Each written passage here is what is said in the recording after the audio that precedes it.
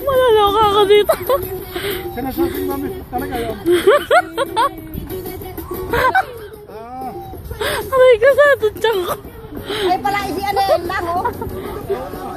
Ayun pala si Aray, oh. Nanyan.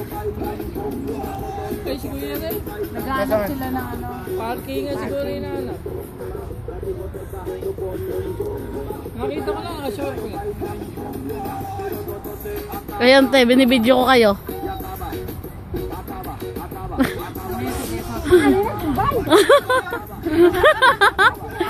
Taba daw. Ayaw naman siya ng sayaw. Ayan na, si... Kala ko ba si Kuya Tungge? Ganito-ganto yun si Kuya Mayo.